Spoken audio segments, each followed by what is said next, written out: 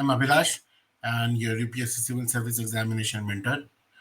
Now, this video, what you're watching, is actually a booster series, especially for all the candidates who are doing self-study revision. And you understand that what now it is needed is not any new resource or any new item, but whatever we have read, whatever we have understood in the past, we have to relook at them. And the best part about these 2 months which are remaining, or 50 days which are remaining, is you have to practice lot of MCQs and analyze where you are getting wrong, where your conceptual clarity is required, and where there is challenge which you are unable to understand. In this regard, in my previous video, I had shared about the diagnosis test where you can see in the channel, and you can give that diagnosis test and we can analyze your strength area and weak area and how to take forward, especially for repeat attempters who are fully boosted up to show their readiness for this prelims, how to work out a strategy for clearing this prelims. You can do that. So you can see my previous video in the channel. So today, as this is the first lecture, we start with the Indian Constitution, evolution of Indian Constitution. I must tell you this: as a part of being civil servant, you are the constitution keeper, and that's the reason why this service upholds the largest or highest respect for anything else. Even if you see a lot of studies, lot of way perspective where people say why it is important, I must tell you the way we celebrate our independence is because we have something called as Indian Constitution, which keeps our democracy alive. And here, who are the democracy keepers? They are not just the multiple stakeholders, and civil servants are one of the critical ones who see the implementation on ground, on ground facilitation of whatever written in constitution to the people. Now, in this lecture series today, while I start, there might be challenges where my diction or my way of speaking may not be understood. There might be challenge where, I may switch into Hindi while speaking also. But essentially, my intention over here is for you to go through the topics which you see or what you hear from me uh, while we are doing while you're listening or to the lecture. The best way of listening it or why I'm doing it in the YouTube is you can increase the video rate to 1.5 times, and whatever I'm speaking will be faster, and in a very less time you'll be able to revise the things. So without any further ado,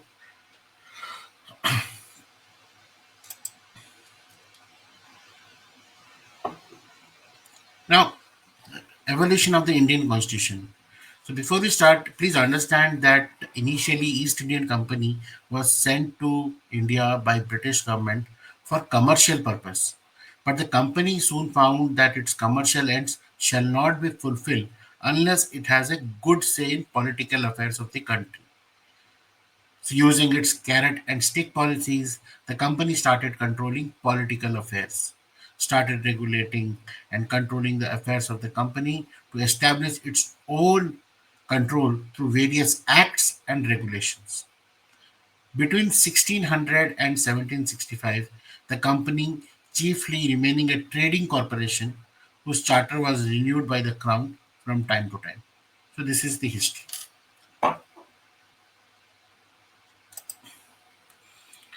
In this session today, we will explore all these charters from the colonial time, examining how various legislative acts contributed to the formation of world's lengthiest written constitution. The knowledge is crucial for understanding the foundation of Indian governance and excelling in your UPSC preparation. So, you know that British colonial rule established the groundwork for India's constitutional development through a series of administrative reforms and legislative acts. So there were various acts starting from Regulating Act of 1773, and which was introduced constitutional features, creating features, framework for governance and administration. We have to see that where all these features were acted. It is not for the entire India, but for the British. regulated areas. And this British regulated areas increased from 1765 or 1773 towards till 1857, where many various kingdoms were aware who did not have child or many other ways. They ensured that the British India increases, the regime or the governance area increases. So the Indian Constitution emerged as a product of both historical evolution under the colonial rule, conscious design by Constitution Assembly in the final episode. First step by British government as Regulating Act of 1773 to regulate affairs of East India Company and establish a central administration. Determine the form of Indian government and first statute that recognized the company as fulfilling function other than those of trade. It established a definite system of government of India, designated Governor of Bengal as Governor General of Bengal. First one was Warren Hastings, and subordinate governors of Bombay and Madras to Governor General of Bengal. Established Supreme Court at Calcutta. Now, here you see the important part here is it created the first regulatory framework. First time with this regulating act, in fact, the name itself is Regulating Act. They tried to regulate the East India Company's work in that region of work. What was the region of work? Bengal presidency that time. Now, for example, when do you think you come under a dominance, or when do you think that you have a ruler? When there is a justice system. So it is very first thing of a lesson of democracy or lesson of any ruling justice system. Whoever creates, he is having the power. So judicial establishment was first initiated in 1773 with the establishment of Supreme Court, 1774. It introduced a formal judicial system. Now here the legal principles of British legal principle started in this 1773. Also one of the prelims type information is Warren Hastings became the first Governor General, Governor to Governor General of Bengal. Bengal was on top, and then came Madras and Bombay Presidency. Now, this was the first systematic approach of governance by British. Next, after around 9 years, came Pitt's India Act 1784. Indian affairs came under direct control of British government in Britain, distinguished between commercial and political function of the company. A board of control representing British cabinet was established to manage political affairs of the company, and this introduced dual government in India. Now, the most important part here is till now it was working like a company. It is a company. It is not a government of Britain. It is a East India Company. It's a trading company. It created in 1773 a regulating act to how it will function as a trading company for their benefit in that particular area. And you know that to safeguard the trading company, they had brought the army with them. And that's how governor generals and governors of the presidencies had various British forces with them. Now, in 1784, what they did was that it now not just remained a trading company of commercial action, it started, because it had a Supreme Court with them, it also started taking part in the political function. Now, this needed them to be very clear. So, British government or the Crown said, okay, you have to create a, separate board, a board of control. Now, the British cabinet means the parliament over there. So, they had some representation in what is happening in East India Company and see the political affairs. So 1784 saw that British cabinet was introduced inside the political functionality of East India Company in India. Now, this also showcased that till now only a private company was interested more in India's governance, but British Crown some or other way entered with this statute, British India Act 1784. Next came after this, once the British crown started coming, then came the Charters of Act. So around 50 years later came Charter Act of 1833, final step towards centralization in British India. Governor General of India or Bengal became Governor General of India. In 1833, the first important part was unification of British India. Hence, so rather than talking about Governor General of Bengal, the top rank became Governor General of India.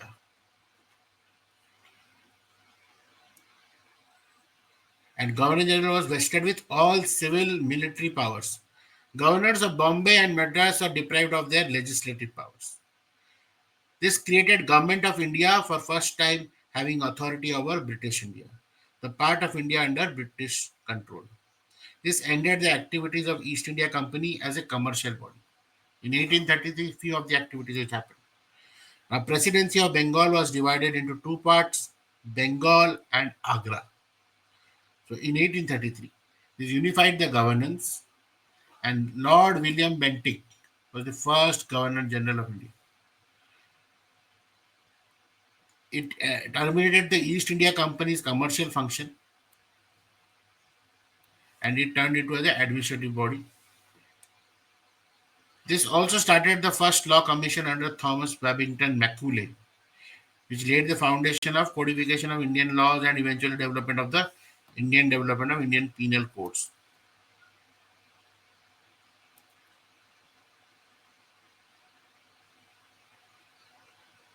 Next, after 20 years, came Charter Act of 1853, separated legislative and executive function of Governor General's Council. A separate lieutenant governor was appointed for Bengal, created separate legislative councils for India, but with only officials as its members. Also introduced open competition for civil services of the company and deprived the directors of the company their patronage powers. Now here, in 1853, they started creating the separation of legislative and executive function. Indian member representation was there in, or started for that matter, in the legislative process, and entry of or open competition for civil services, 1853. Now, this was a very significant step, separating the law-making function from the executive authority, kind of creating a checks and balance in the colonial governance. The inclusion of Indian members through limited acknowledged the need for native representation in governing bodies.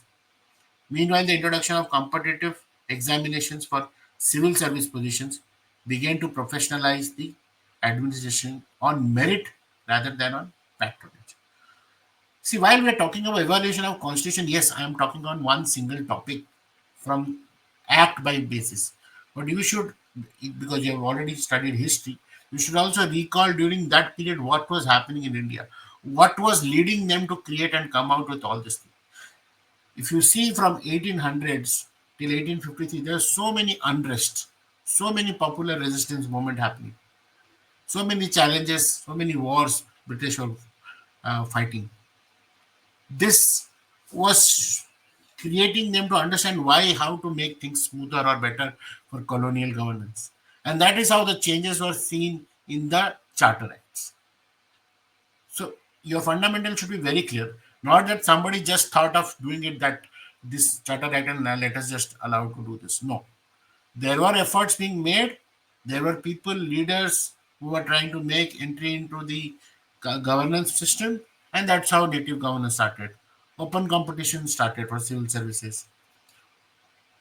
So all these things are noted. So as a part of governance, student of bureaucracy or career bureaucracy, you should understand nothing happens overnight.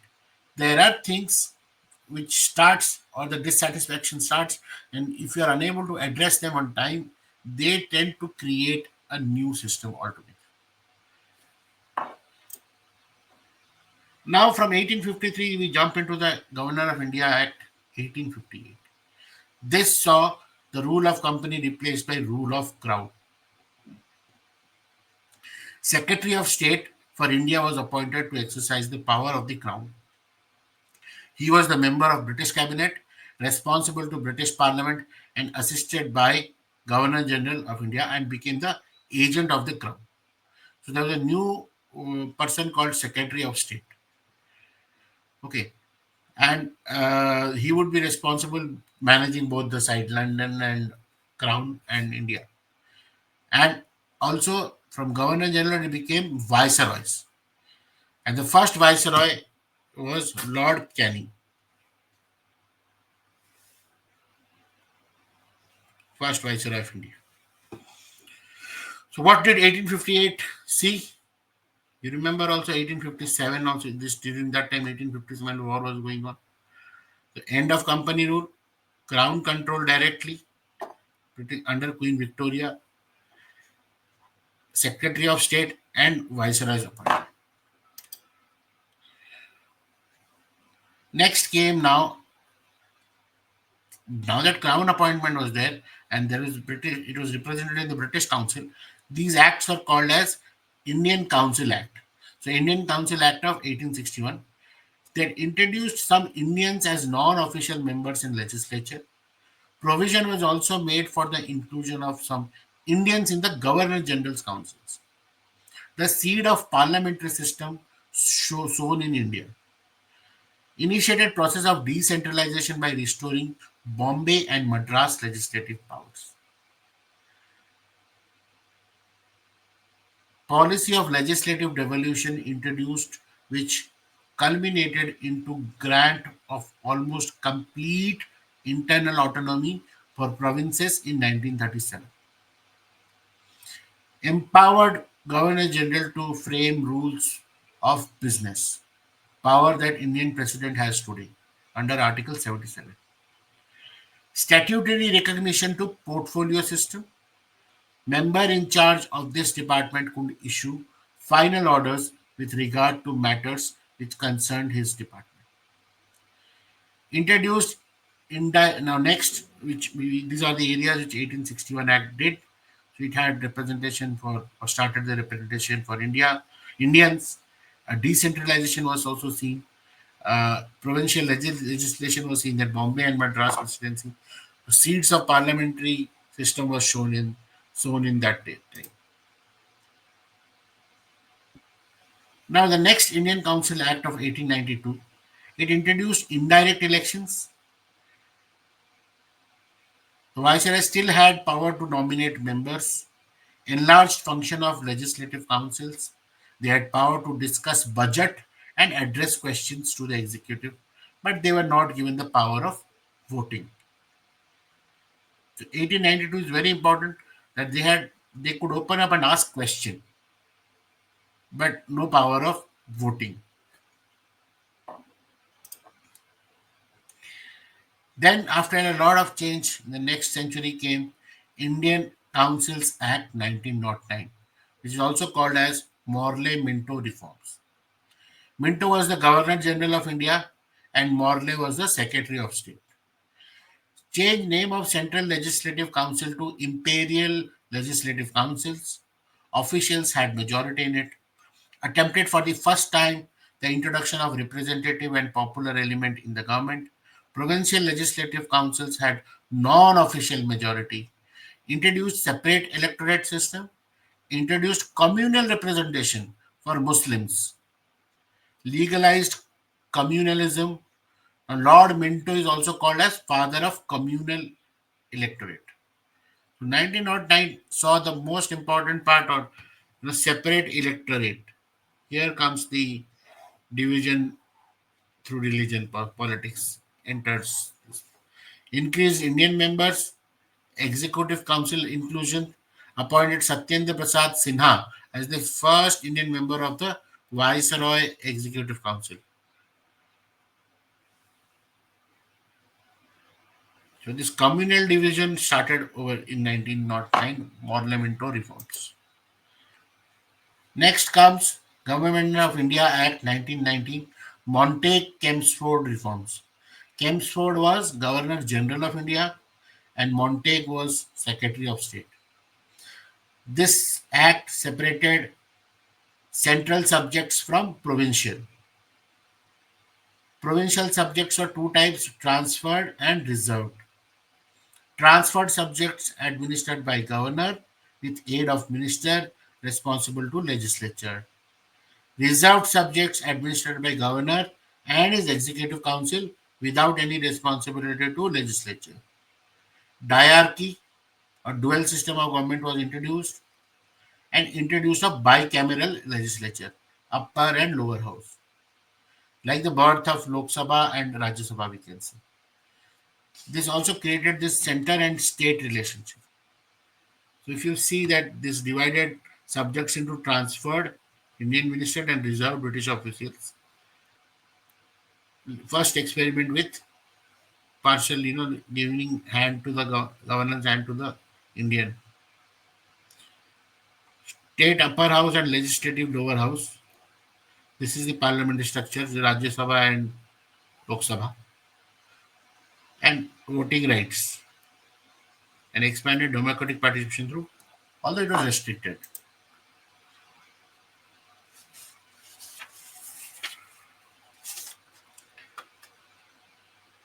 Now,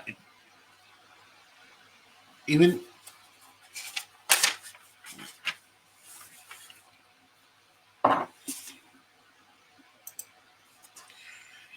so, this also introduced direct election for the first time as majority members of both houses were directly elected. Three of the six members of Governor General Council were Indian, demanded for responsible government remains unfulfilled as central government remain responsible of British Parliament. Diarchy failed in provinces because of dominance of governor and executive council over policy and ministers. Provided for establishing a public service commission for recruitment to higher civil services. Local self-government became a provincial and transferred subject under a responsible Indian minister. So after 1919, it was a huge thing which 1919 Government of India Act included. Then came the Simon Commission in 1927. So the Indian Statutory Commission was a group of seven British members of Parliament that had been dispatched to India in 1927 to study constitutional reform in Britain's most important colonial dependency, commonly referred as to the Simon Commission after the chairman Sir John Simon. One of its members, Clement Attlee, who subsequently became the British Prime Minister, would oversee the granting of independence to India and Pakistan in 1947. The Commission's recommendation were future advance. The first principle was to the new constitution should, as far as possible, contain itself provision for its own development. It should not lay down too rigid and uniform plan, but should allow for natural growth and diversity. Constitutional progress should be outcome of practical experience, where further legislation is required. It should result from the needs of the time, not from the arbitrary demands of a fixed timetable. The Constitution, while contemplating and conforming to the ultimate objective, should not attempt to lay down length of the number of the stages of the journey. Almost responsible government of the provincial level, hierarchy should be scrapped and ministers responsible to the legislature would be entrusted with all provincial areas of responsibility. However, safeguards were considered necessary in areas such as maintenance of peace and tranquility and the protection of the legitimate interest of the minorities. This safeguard would be provided mainly by the grant of special powers to the governor. It also saw the birth of federation. The report considered that a formal federal union, including both British India and princely state, was the only long-term solution for a united autonomous India. And some immediate recommendation at the center to help the growth of political consciousness in the people, the franchise should be extended and the legislature enlarged. The report strongly opposed the introduction of diarchy at the center.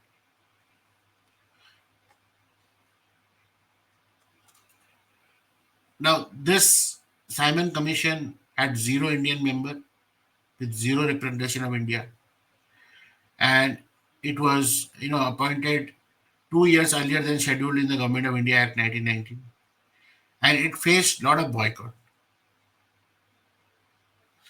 So it recommended abolition of hierarchy, establishment of autonomous provincial government, and a federal structure for India.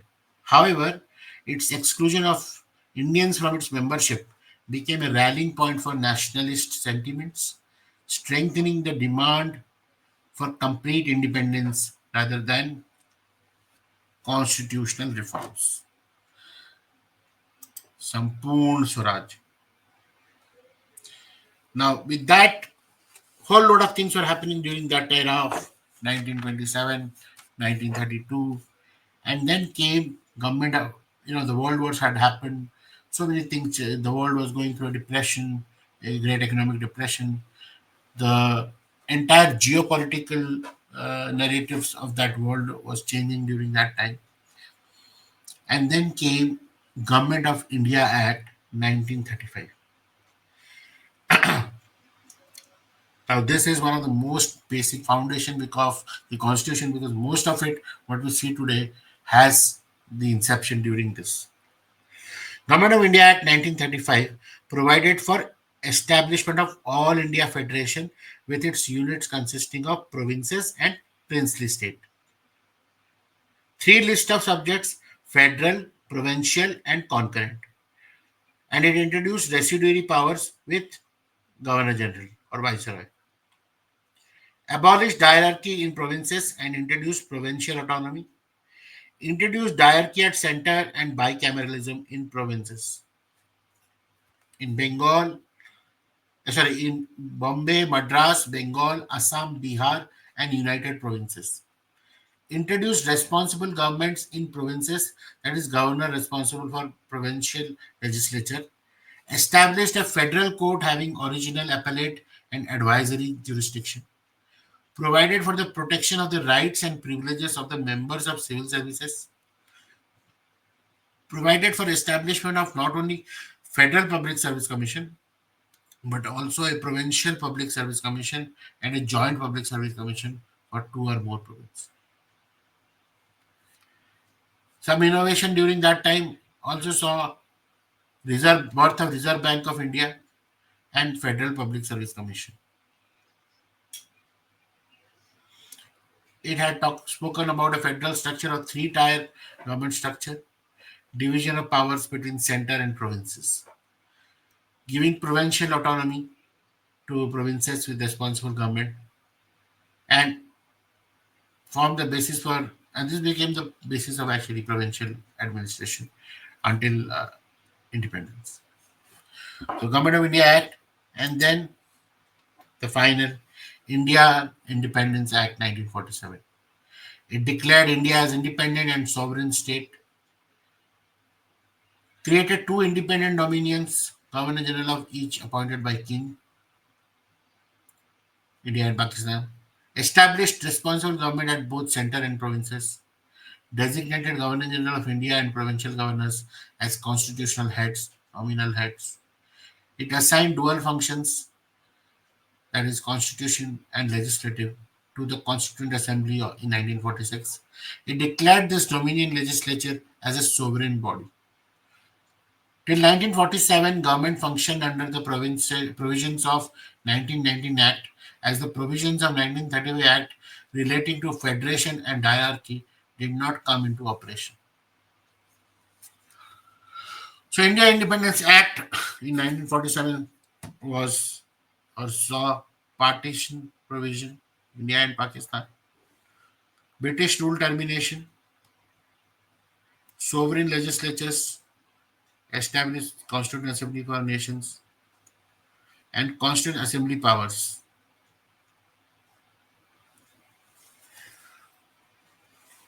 Now, few of the facts which might not have a timeline as mentioned in this act basis. So, idea of Constituent Assembly for making constitution was first mooted by M.N. Roy in 1934. First time Indian National Congress officially demanded the formation of Constitution Assembly in 1935. In 1940, the coalition government in England recognized the principle that Indians should themselves frame a new constitution for autonomous India. First time demand accepted in principle for a constituent assembly in August of 1940.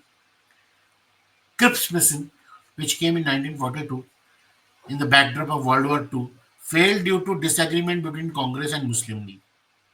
In its proposal, it had envisaged the framing of Constitution of India by elected Constituent Assembly of the Indian people.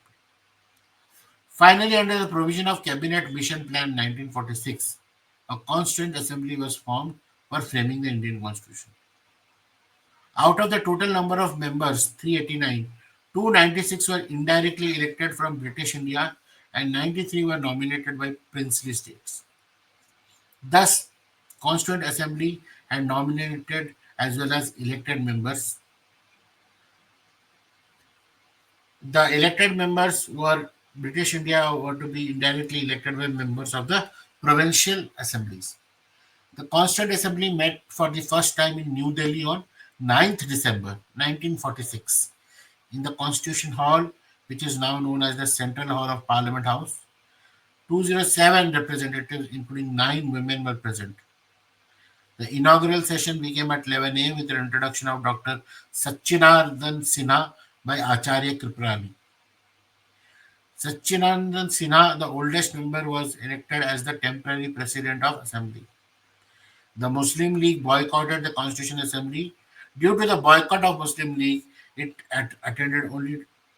was attended only by 211 elected members of the Congress.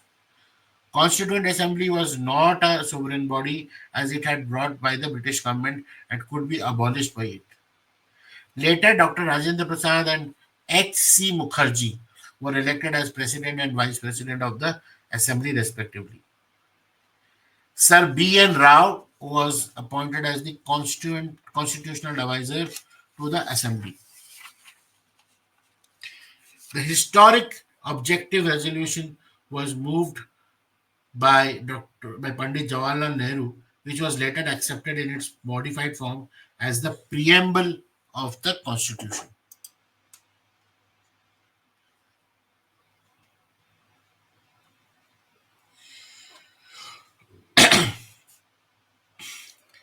In addition to the making of constitution and enacting of ordinary laws, the Constitution Assembly also performed following functions. It ratified India's membership to the Commonwealth in May 1949. It adopted the national flag on 22nd July 1947. It adopted the national anthem and national song on January 24, 1950.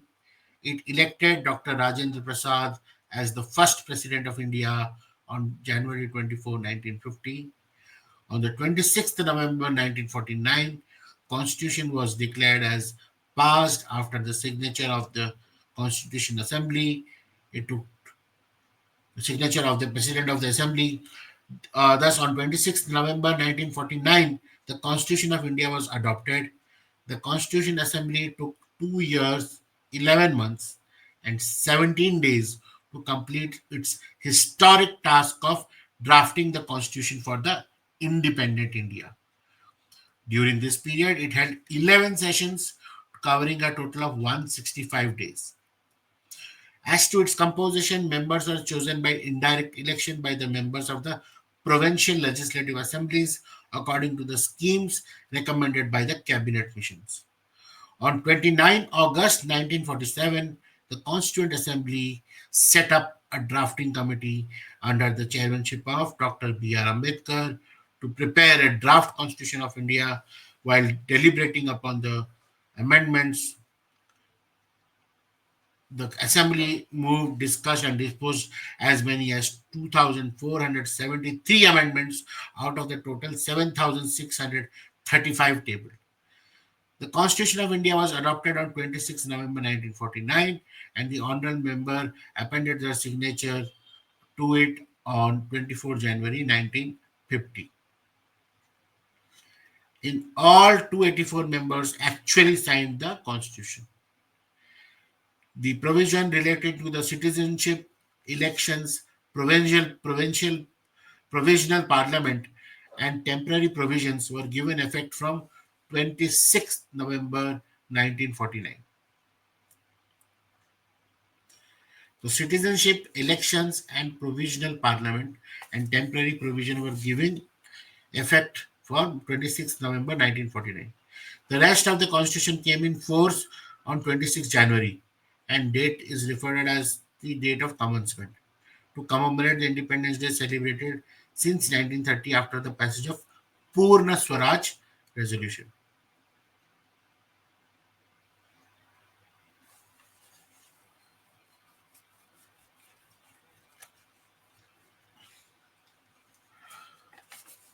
So, as you can see, there were some important leaders whose name I'll just read out.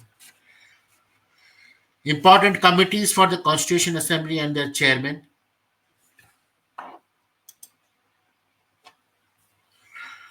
Name of committee is Committee on the Rules of Procedure, Rajendra Prasad ji. Steering Committee, Rajendra Prasad ji. Finance and Staff Committee, Rajendra Prasad ji. Credential Committee, Alladi Krishnaswamy Iyer. House Committee, B. Pattabhi Sitaramaya. Order of Business Committee, K. M. Munshi. Ad hoc Committee on the National Flag, Rajendra Prasad ji. Committee on the Functions of the Constituent Assembly, G. V. Mavalankar. States Committee, Jawaharlal Nehru. Advisory Committee on Fundamental Rights, Minorities and Tribal Excluded Areas, Vallabhbhai Patel. Minorities Subcommittee, H. C. Mukherjee. Fundamental Rights Subcommittee, J. B. Kripalani. Northeast Frontier, Tribal Areas, and Assam Excluded in Partially Excluded Areas Subcommittee, Gopinath Bordolai. Excluded and partially excluded areas other than those in Assam and Subcommittee, A.V. Thakkar. Union Powers Committee, Jawaharlal Nehru. Union Constitution Committee, Jawaharlal Nehru. Drafting Committee, B.R. Ambedkar. The most important of the committee was the drafting committee, which was entrusted with the task of making new constitution. It had 7 members: Dr. Ambedkar, chairman, N. Gopalaswamy Iyengar, Alladi Krishnaswamy Iyer, Dr. K. M. Munshi, Sayyid Sadullah, and Madhav Rao. He replaced B. L. Mittal, who resigned due to ill health, and T. T. Krishnamachari. He replaced D. P. Khaitan, who died in 1948. The first draft of Constitution of India was published in February 1948. It was prepared by Sir B. N. Rao and Constitutional Advisor to the Constitution Assembly. Dr. B. R. Ambedkar, the chairman of the drafting committee, is recognized as the father of the Indian Constitution. As far as composition of Constitution Assembly is concerned, United Provinces had the highest number of members, 55, followed by Madras, 49, and Bihar, 36 among provinces. Among states, Mysore, 7 had the highest number. Status of Indian states under the British Crown. At the time of Government of India Act 1935, India was divided into two parts, British India and the Indian states. While British India comprised the 9 governors' provinces and some other areas administered by the Government of India itself, the Indian states comprised some 600 states, which were mostly under personal rule of the rulers or proprietors. The relationship between the Crown and the Indian states since the assumption of suzerainty of the Crown in 1858 came to be described by the term paramount paramountcy. The Indian state had no international life, and for external purposes, they were practically in the same position as British India.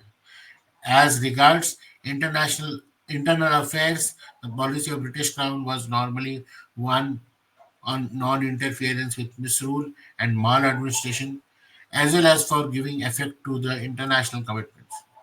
So even in the internal sphere, the Indian states had no legal right against non-interference. Now, Government of India Act 1935 envisaged a federal structure for whole of India in which Indian states could figure as units together with governors' provinces.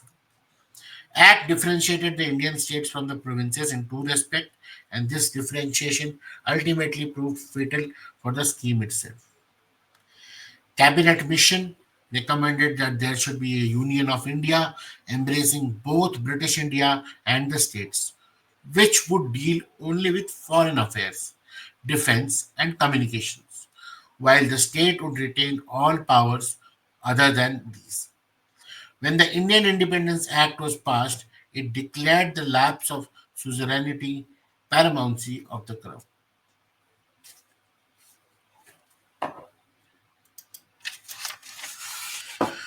So, few features of the crown of the constitution.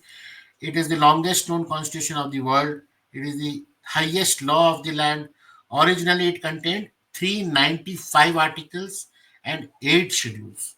It, if you can recall or remember this, 395 articles in 22 parts and 8 schedules. After amendment till date, there are more than 447 articles and 12 schedules. Indian constitution has borrowed various provisions from different countries. Indian constitution includes administrative provision in detail. There are fundamental principles of governance followed and reproduced in the constitution makers from Government of India Act 1935. Such provisions were borrowed from the act because people were familiar with the existing system. Constitution of India also includes the Constitution of Indian Federation States. State of J&K is an exception, as it has its own constitution, and Article 370 of Constitution of India provides it a special status. Now, this is gone after 2019. Okay, initially it was there. Indian Constitution provides for procedure and power for the amendment of the Constitution to the legislation under Article 368. Therefore, legislation is supplemented to the Constitution, and it has been supplemented multiple times with multiple amendments, practically like in 42nd, 43rd, and 44th Amendment in 1976-78. So, when it comes to amendment, only the few of the provisions of the Constitution that require ratification by the state legislature, and even then, ratification by only half of them would suffice. The rest of the constitution may be amended by special majority of the Union Parliament, that is, majority of not less than two-thirds of the members of each house present and voting, which again must be majority of total membership of the house.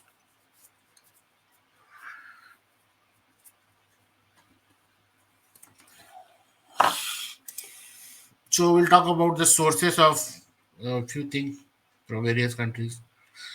From UK, parliamentary system, bicameral system, lower house, more powerful, power of speaker in Lok Sabha, prime minister, council of ministers, single citizenship, and responsible to lower house. From USA, fundamental rights, it's a written constitution, Supreme Court, head of state, president, and judicial review. Impeachment of president, function of vice president, and the basic structure of preamble. Australia, concurrent list, center-state relationship. Erstwhile USSR, fundamental duties, 5-year plan, it's a non-constitutional feature. Germany, emergency provisions. Canada, federal system and residuary power. South Africa, procedure for constitutional amendment. Ireland, concept of directive principle of state policy, originally borrowed from Spain.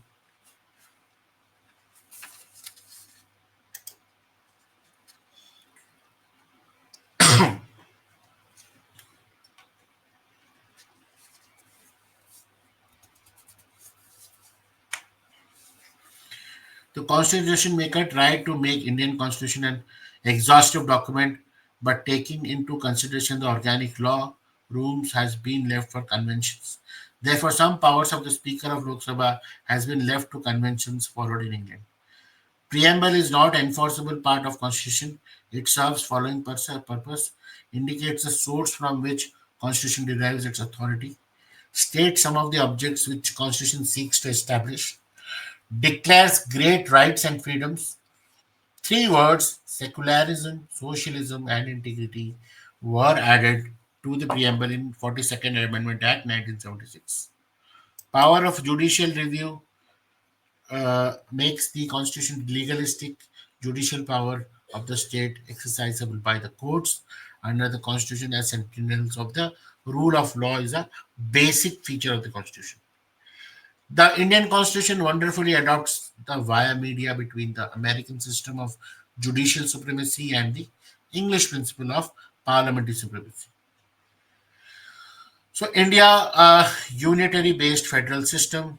India is a distinct federation with characteristics like dual polity, division of power, bicameralism, supremacy of the constitution, written constitution, rigid constitution, complicated and difficult procedure for amendment, authority of courts, and supremacy of constitution.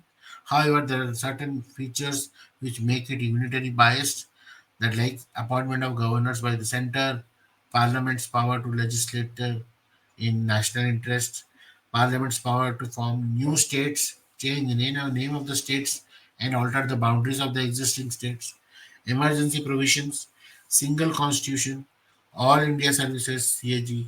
Constitution is more flexible than rigid as it can be amended by parliament alone.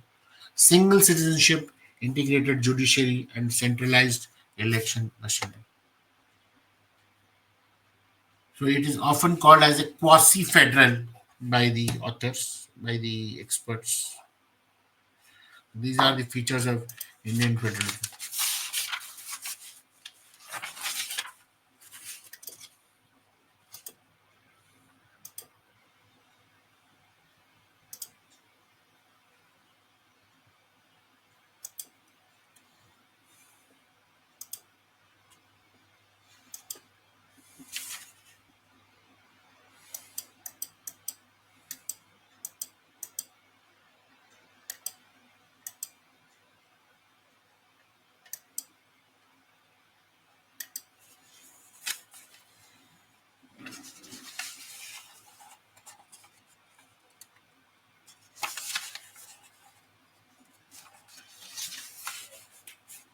As a feature of Indian Constitution, I'll take you through the various parts of it, but we might also need to go in detail to all these again. So, fundamental right in Indian Constitution, right to equality is there in Article 14 to 18. Right to freedom is there in Article 19 to 22. Other fundamental rights, provision of human trafficking, freedom of right to preserve distinct culture. Directive principle of state policy, it includes social and economic principles, Gandhian principles, liberal and intellectual principles. So there are clauses to it which will go in detail, and while practicing MCQs, you can do that. The directive principle of state policy, inspired by the Irish constitution, represents the socio-economic goals that the state should strive to achieve. While not enforceable in courts with fundamental right, they are considered fundamental in governance of the country and serve as guidelines for the state policy formulation. So when they say if this is good, governance is very good.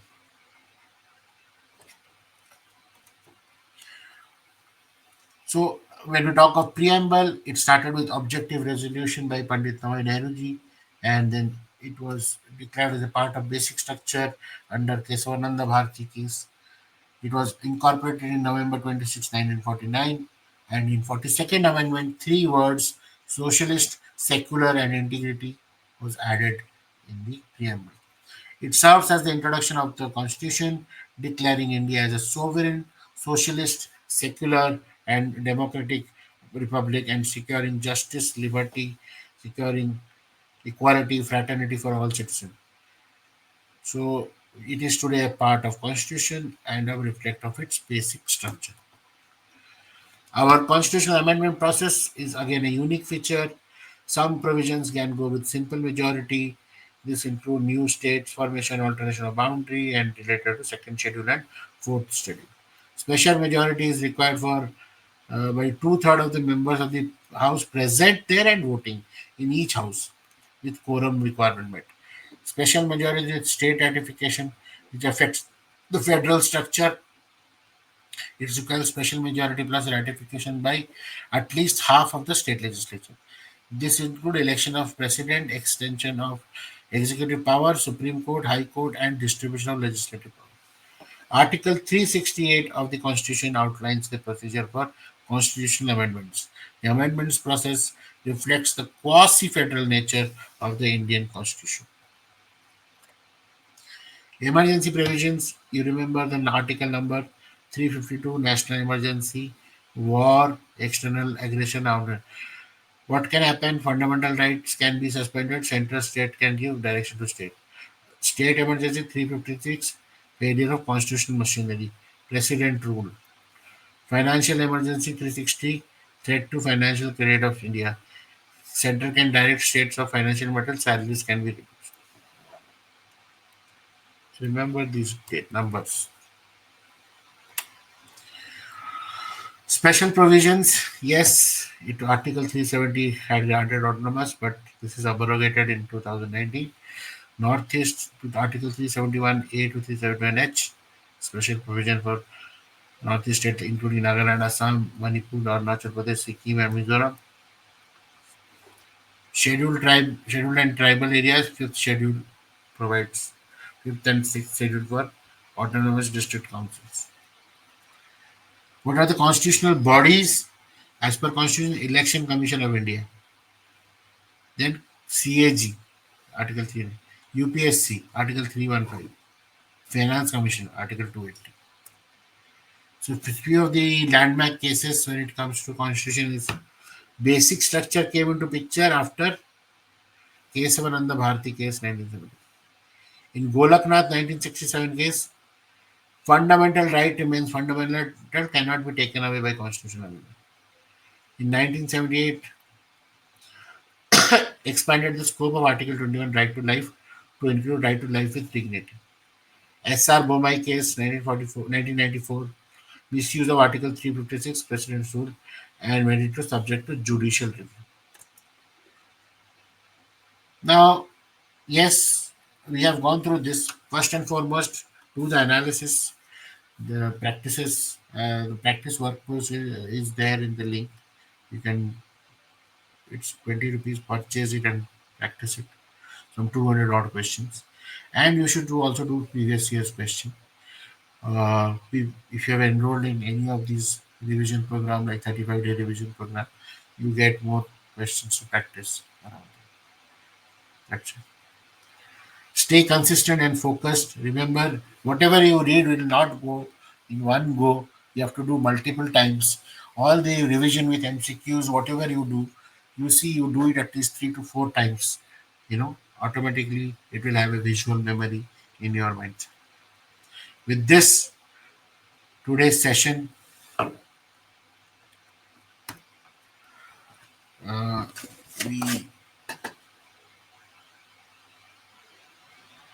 the with this one today's session is over.